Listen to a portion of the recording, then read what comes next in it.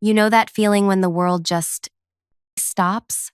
Like your ears are full of cotton and you can hear your own heartbeat? That's what happened when Tracy from HR slid that paper across her stupid IKEA desk. 60% pay cut. Effective immediately. I just sat there, staring at the number like it might change if I looked at it hard enough. 60 fucking percent. I didn't cry. Not there, anyway. I smiled. Actually smiled. And said, I'll need 24 hours to consider this offer. Like I was some kind of corporate robot. Like I hadn't just been gutted. The crying happened in my car. Heaving. Ugly. Mascara everywhere, sobbing that fogged up my windows. I sat in the parking garage for 45 minutes. Just breaking. Because what do you do when the company you've given 9 years of your life to decides you're worth less than half of what they paid you yesterday? Sorry, I should introduce myself. I'm Eleanor Reeves, Ellie, 36, single mom to an amazing 10-year-old boy named Lucas.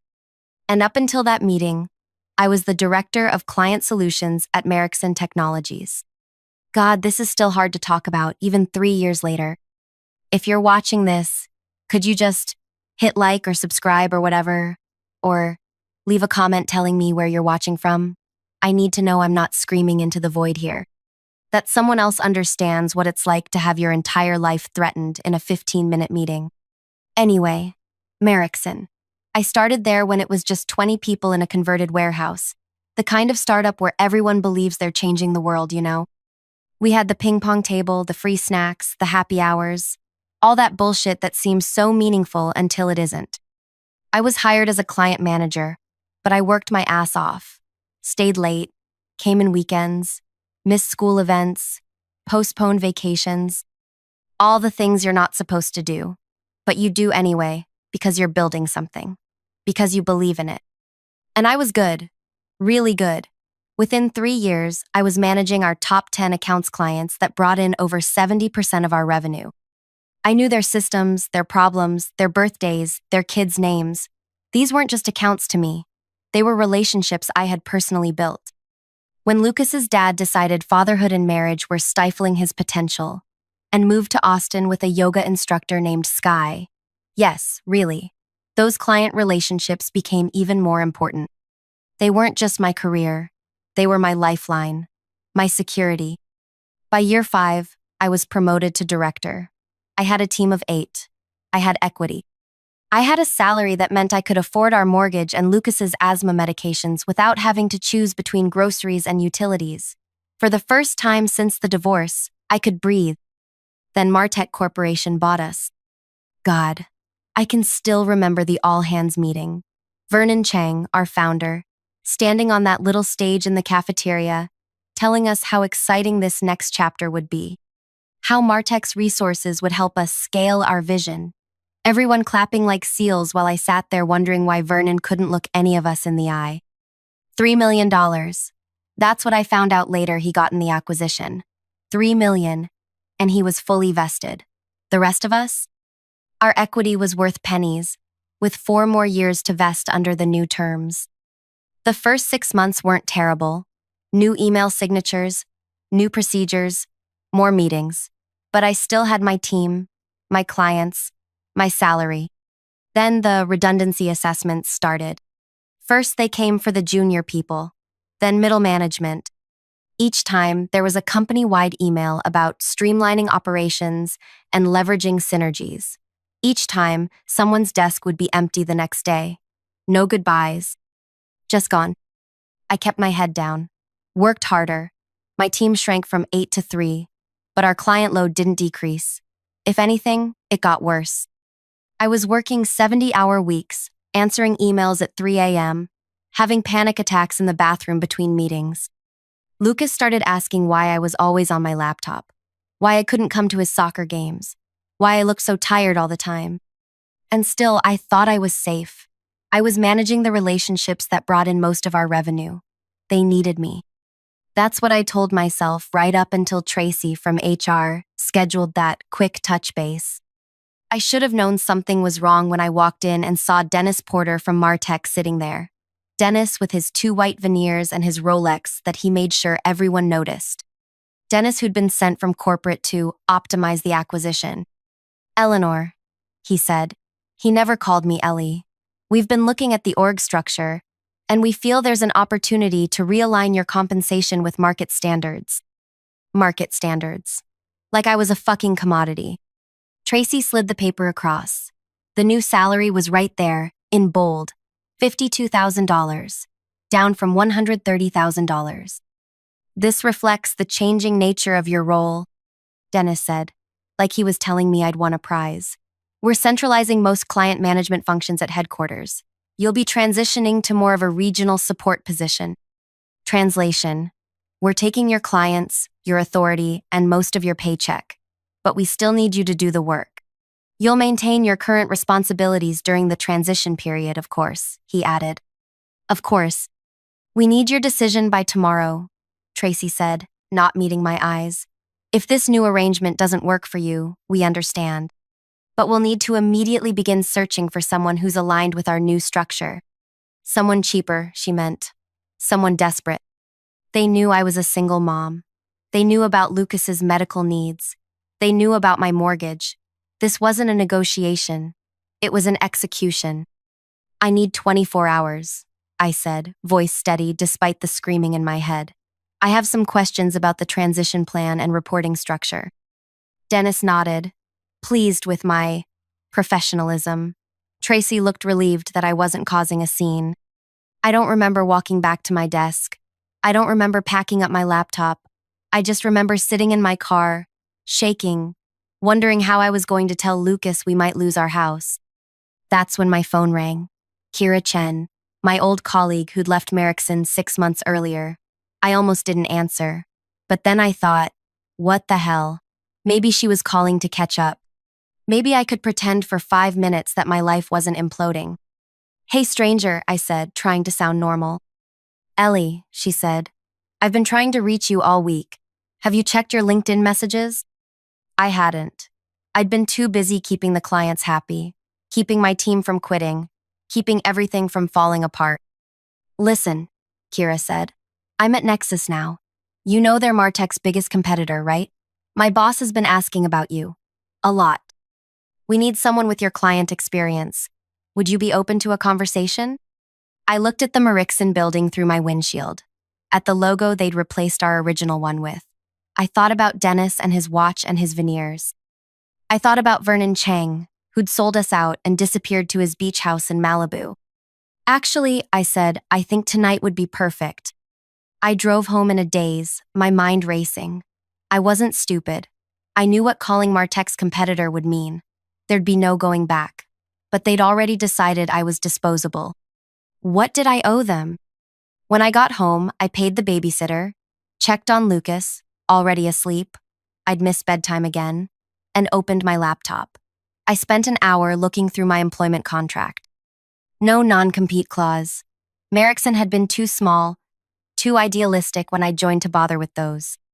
Martech had issued new contracts to later hires, but they hadn't gotten around to us legacy employees yet. Their mistake. At 9:30, I called Kira back. Can you set up a meeting with your boss? Tomorrow morning, before I have to give Merrickson my answer about something. That bad? She asked. Worse, I said. They're cutting my salary by 60% but keeping all my responsibilities. Actually, adding more. Kira was quiet for a moment, then, those fuckers. Yeah. Give me 15 minutes, she said. I'm texting Cameron right now. Cameron Reed, the CEO of Nexus Technologies, Martech's biggest rival and the company that had been trying to get our clients for years. 20 minutes later, my phone rang again. Eleanor? This is Cameron Reed from Nexus. Kira tells me we need to meet first thing tomorrow. His voice was warm, direct, no corporate bullshit. Yes, I said. I think we might be able to help each other. I'm guessing Martech is finally doing their post-acquisition purge? Something like that. How does 7:30 a.m. sound? I can meet you at the Westside Cafe, away from both our offices. Kira says you have a decision to make tomorrow. 7:30 works, I said, surprising myself with how calm I sounded.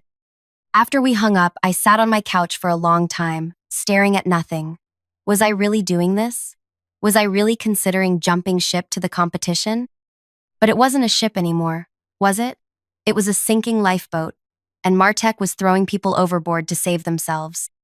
I opened my laptop again and pulled up my client files. Not the official CRM data that belonged to the company, but my personal notes. 9 years of relationship details. Who to call when contracts got stuck in legal. Which CTOs were planning system overhauls. Which companies were unhappy with Martech's recent service changes. Information that wasn't confidential exactly, but was valuable. Very valuable. I'd built these relationships. I'd earned this knowledge.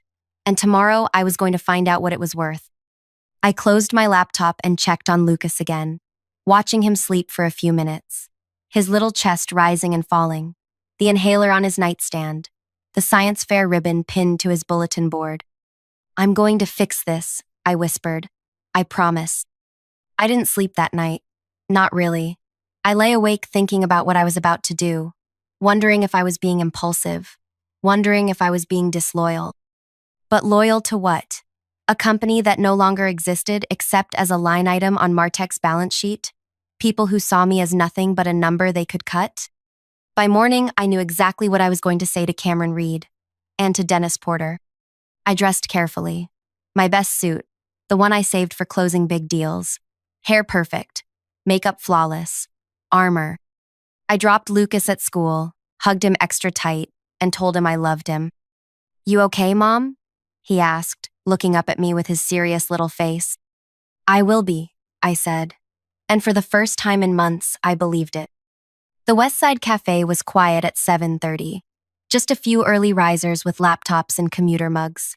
Cameron was easy to spot, tall, silver at the temples, dressed casually but expensively. Kira sat beside him, gave me a small wave. I took a deep breath and walked over to their table. "Eleanor Reeves?" Cameron stood, offered his hand. "I've heard a lot about you. From Kira, of course. And from just about every client we've tried and failed to steal from Merrickson over the years." I smiled. "Well, those clients might be more open to conversations now." Cameron's eyebrows raised. "Is that right? Why don't you sit down and tell me exactly what's happening over there?" So I did. All of it. The acquisition, the culture change, the way they were gutting the company while expecting the same results, the impossible workloads, the pay cut. Cameron listened without interrupting. When I finished, he glanced at Kira, then back at me. "Ellie," he said, "we've been waiting for you to call us for a long time. We've been waiting for you to call us for a long time." That sentence hung in the air between us. I remember taking a sip of my coffee to buy myself a moment, because suddenly this wasn't just about saving my job. This was about something bigger. "What exactly does that mean?" I asked. Cameron leaned forward. "It means we've tried to recruit you 3 times over the past 2 years. Each time your loyalty to Merrickson won out. But Martech doesn't deserve that loyalty. And frankly, we're prepared to make you an offer that shows exactly how much we value your relationships and expertise." He pushed a folder across the table. Inside was an offer letter. Director of Strategic Partnerships. $165,000. Base salary. 25% annual bonus potential. Health benefits that would cover Lucas's medications completely. Stock options. I couldn't finish the sentence. "Fair market value for someone with your skills and client book," Cameron said. "Plus a signing bonus if you can start within 2 weeks." I stared at the number. It was $35,000. More than I'd been making at Merrickson. More than 3 times what Martech was offering me. "Why?" I asked. "Why this much?" Cameron didn't hesitate. "Because we've lost 8 major contracts to Merrickson in the past 4 years. All accounts you managed. Because our research tells us that when clients work with you, their retention rate is 94%, compared to an industry average of 71%. Because I've personally had 3 CTOs tell me they stay with Merrickson because of you." He took a sip of his coffee. "You're not just an account manager, Eleanor. You're a competitive advantage, one that Martech is too stupid to recognize." I felt something shift inside me. A lifetime of being underestimated, of working twice as hard for half the credit, of smiling through meetings where men repeated my ideas louder and got praised for them. And here was someone who actually saw my value. There's one more thing, Kira said quietly. Tell her, Cameron. Cameron nodded. We've heard rumors that Martech is planning to move all client services overseas within 8 months. They're using these pay cuts to push people out so they don't have to pay severance. My stomach dropped. How do you know that? Their new VP of operations came from Teledyne. He did the same thing there 3 years ago. It's his playbook. 8 months. They weren't just cutting my pay. They were eliminating my job entirely. They just wanted me to train my replacement first. I need to pick up my son from school at 3:30, I said, surprising myself with how steady my voice was. But I can come back to Nexus with you right now. I'd like to see the office before I make a final decision. Cameron smiled. Of course. And we'd like you to meet the team. 3 hours later, I walked back into Martech Regional Office 8, with a signed offer letter from Nexus in my bag and a plan forming in my mind. Dennis was waiting in the conference room, looking impatient. Tracy sat beside him, a folder with my name on it in front of her. Eleanor, Dennis said, not bothering to stand. Have you made your decision? I sat down across from them, placed my hands flat on the table, smiled. I have some questions first, I said. Dennis sighed theatrically. We really need a simple yes or no today. As we explained, we're restructuring the entire department. I understand, but I manage our 10 largest accounts. I'd like to know who will be handling the Westfield implementation next month and the Alder contract renewal in June. Dennis waved his hand dismissively. We'll distribute those responsibilities appropriately. That's not something you need to worry about. Actually, I do worry about it. I promised Sonia at Westfield that I'd personally oversee their transition, and Mark at Alder specifically asked for my involvement in the renewal discussions. Those are company relationships, not personal ones, Dennis said, his voice hardening. Now, about the offer. Is it true you're moving client services overseas in 8 months? I asked. The color drained from Dennis's face. Tracy suddenly became very interested in her folder. Where did you hear that? Dennis asked. Is it true? That's confidential company information. So that's a yes. I leaned forward. Were you planning to tell me that before or after I accepted a 60% pay cut to train my replacement? This meeting is about your current offer, not hypothetical future restructuring, Dennis said, his jaw tight. Now, do you accept the new terms or not? I took a deep breath, thought about Lucas, about our house, about 9 years of my life. I quit. The words hung in the air between us. Dennis blinked. Excuse me? I quit. Effective immediately. He recovered quickly, his face settling into a smug smile. I'm afraid company policy requires 2 weeks' notice from director-level employees. Check my contract, I said. The original Merrickson contract that was never updated after the acquisition. It states that notice periods are equivalent to severance periods. Since Merrickson never offered severance beyond 1 week, that's my required notice. The smile faltered. You'll need to transition your accounts. Actually, I don't. My contract also states that in the event of a compensation reduction exceeding 15%, all transition requirements are waived. I stood up. That was added after Trey Miller quit and tried to hold his clients hostage for a better severance package. You might not remember that, since you weren't here, but I helped Vernon draft that clause. Dennis was turning an interesting shade of red. Tracy looked like she wanted to disappear into her chair. You can't just walk out on your responsibilities, Dennis sputtered. Watch me. I turned to go, then paused at the door. Oh, and I've accepted a position with Nexus Technologies. Since Merrickson never implemented a non-compete agreement and Martech never asked me to sign one, I'll be starting there on Monday. The explosion I expected didn't come. Instead, Dennis's face went completely blank, which was somehow more terrifying. You've just made a serious mistake, he said quietly. We'll be reviewing all of your communications and client interactions. If we find even a hint that you've been poaching clients or sharing proprietary information, we'll bury you in litigation. I felt a chill. Not because I'd done anything wrong, I hadn't, but because I knew how these things went. Big companies with deep pockets could make your life hell, even if you were completely innocent. I haven't taken anything that doesn't belong to me, I said. My client relationships, though, the trust I've built over 9 years, that belongs to me, and I'm taking it with me. I walked out before he could respond, heart pounding so hard I thought it might burst through my chest. My team was waiting at my desk. Maria, Devin, and Priya, the last survivors of what had once been 8. They knew. Of course they knew. News travels fast in dying companies. Is it true? Priya asked. You're leaving? I nodded. What about us? Devin looked terrified. He had a baby on the way. Check your emails in an hour, I said quietly. All of you. I packed my desk quickly. Family photos.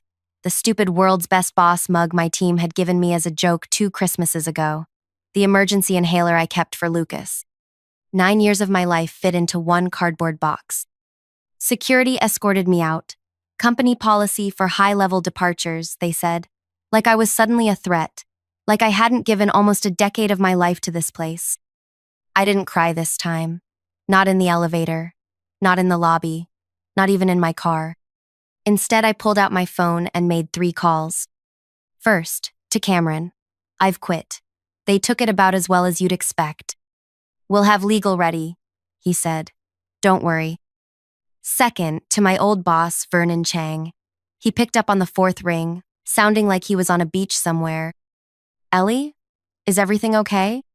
Not really, Vernon. Martech just tried to cut my salary by 60%. I quit and took a job with Nexus. Silence. Then, shit. I'm sorry, Ellie. The acquisition wasn't supposed to go like this. But it did, I said. And now they're threatening to sue me for accepting another job. A job that pays me what I'm actually worth. More silence. What do you need from me? I need you to remind them that you never implemented non-competes at Merrickson because you said, and I quote, if we don't treat people well enough to make them want to stay, we deserve to lose them. Vernon sighed. I'll call Gerald Martech myself. This isn't right. My third call was to Sonia West, CTO at Westfield International, our biggest client. The client whose system implementation was scheduled for next month. Sonia, it's Ellie Reeves. Ellie, I was just about to call you. We need to move up the timeline on the implementation by 2 weeks. The board... Sonia, I interrupted gently. I'm not with Merrickson anymore. As of today. The shock in her voice was audible. What? Where are you going? Nexus Technologies. Cameron Reed's company? Our backup vendor? Yes. There was a long pause. Is this because of the Martech acquisition? We've been worried about that ourselves. Service has been slipping. It is. They're making major changes, including removing me from your account. Another pause. Without telling us? Yes. Who's taking over the implementation? They wouldn't tell me. Bullshit, Sonia said. And that's why I loved her. 20 years in tech had stripped away any corporate niceties. This implementation is critical for us. The board is watching it personally. We specifically requested you in the contract. I know, I'm sorry. Don't be sorry. Send me your new contact info at Nexus. We need to talk. By the time I picked Lucas up from school, I'd received 14 text messages and 23 emails. 6 from my team, forwarding messages from Dennis instructing them to maintain client continuity and prepare transition documents for all my accounts. 1 from Vernon, confirming he'd spoken to Gerald Martech directly, and the rest from clients who'd somehow already heard I was leaving. Mom?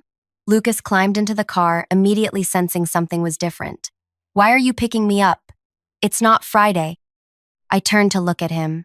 This beautiful, serious little boy who deserved so much better than a mother who was always working, always stressed, always one bad month away from financial disaster.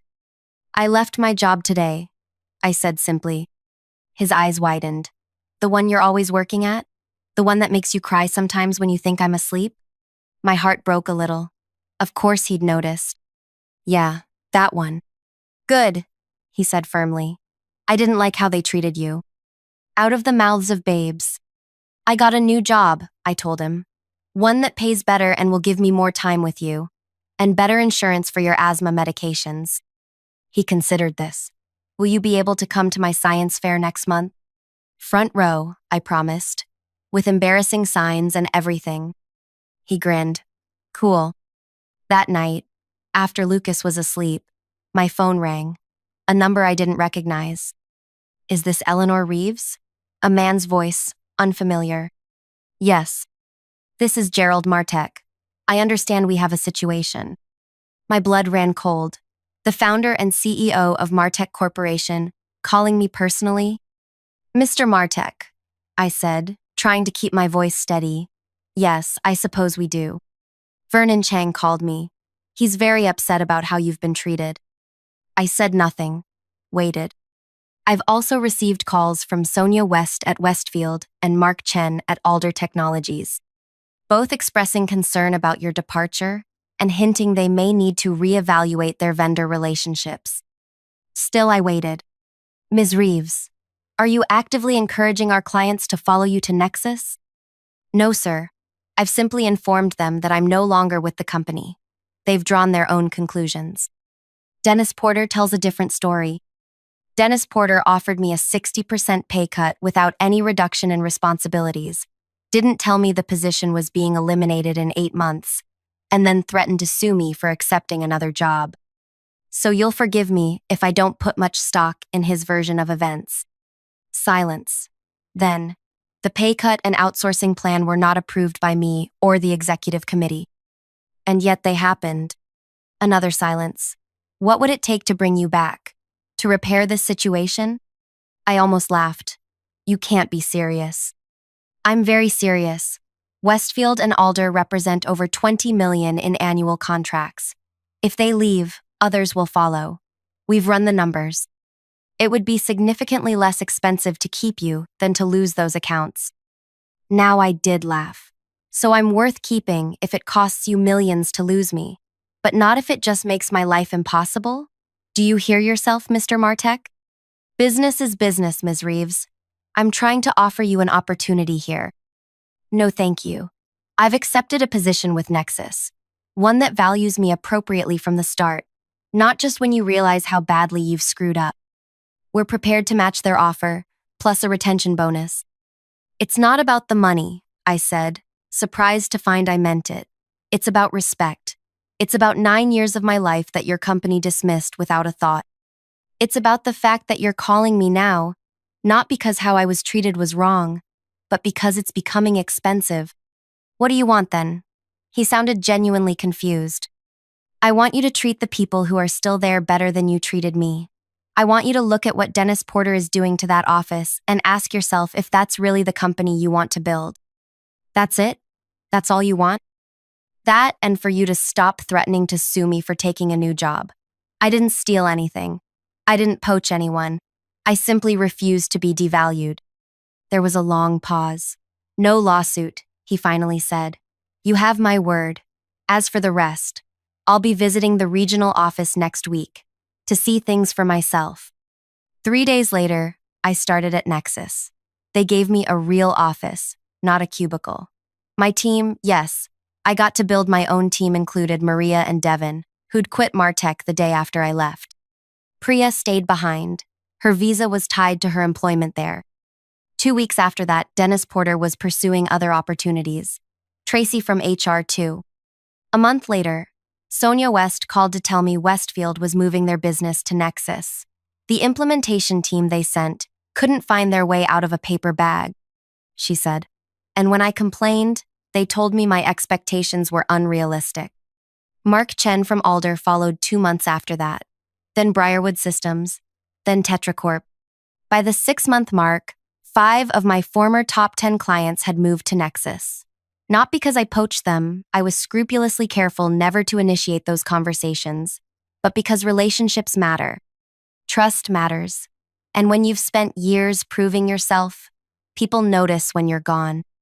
Gerald Martek kept his word. There was no lawsuit. There was, however, a complete restructuring of the regional office. The overseas transition was quietly abandoned. Salaries were adjusted to better align with market standards. Too little, too late for many, including me. It's been 3 years now. I'm still at Nexus Executive Vice President of Client Success. I have a team of 22. I make more money than I ever thought possible. Most importantly, I make it home for dinner with Lucas almost every night. I haven't missed a science fair or a soccer game in years. Last month, I ran into Vernon Chang at a tech conference. He gave me a hug, told me he was proud of me, said leaving Merrickson was the best career move I could have made. I should have protected you all better, he said, looking genuinely regretful. I thought Martech would keep their promises. It's business, I said, echoing Gerald Martech's words to me. Nothing personal. But that's a lie, isn't it? It's always personal. Our work, our worth, our lives, they're deeply, intensely personal. Pretending otherwise is just a way for companies to treat people as disposable. The real revenge wasn't the clients who followed me.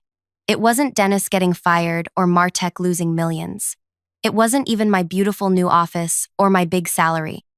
The real revenge was discovering my own value, standing up and saying, "No, I am worth more than this. I deserve better." And then going out and creating that better for myself. I think about that meeting with Tracy and Dennis sometimes. That paper sliding across the desk. That moment when they thought they had all the power, and I had none. They were wrong. We all have power. Sometimes we just need to be pushed to our breaking point before we realize it. So if you're watching this, and you're in a job that doesn't value you, that treats you like you're lucky to be there when they're actually lucky to have you know this, you have options. You have power. You have worth. And sometimes, the best revenge isn't about getting back at anyone. It's about getting away and building something better. Even if it takes just one phone call to change everything.